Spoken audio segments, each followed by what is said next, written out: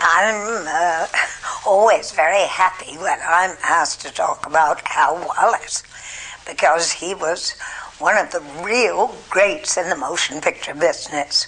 As a matter of fact, this time when they called me up and said, would I talk about Hal Wallis, I picked up his book and I thought, well, I'll refresh myself a little on the subject. And it was so fascinating, I read the book from beginning to end. Hal Wallis started in about 1920, and he finished when he was of a certain age, probably about 82 or 83. He had real nerve, he had real judgment, he had a great artistic sense, he had a wonderful sense of enthusiasm, and he was excited by the business, which I think is the most exciting business in the world. I think films are really thrilling and really fascinating, and I've always thought so. And the men of that era, they started a little bit before I started, but they were excited about the business.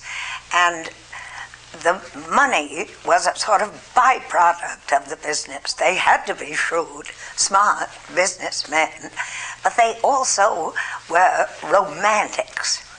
And that is very important.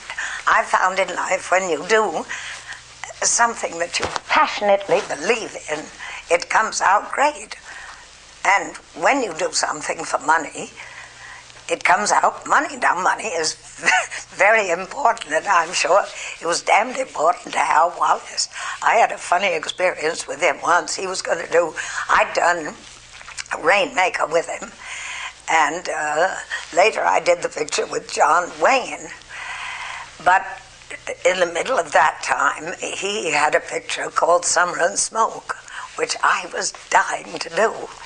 And Hal let me read the script, and I thought, well, then I said, Hal, you know, I'm not going to do it for the same amount of money that you paid me for the Rainmaker.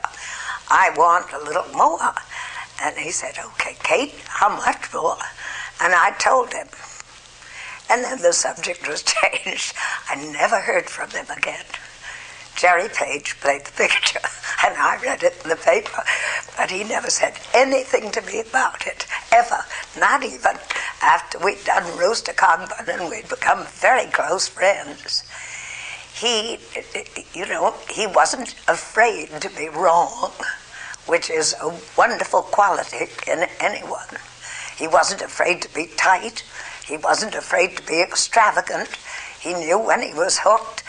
He had a wonderful, powerful nature, and I value enormously my friendship with him. I think he liked me, and I liked him, and I respected him as I respected a lot of men, or not a lot of men, about 5 or 6 men who started the business, because I think they really got it off on the right track, and it's a great business.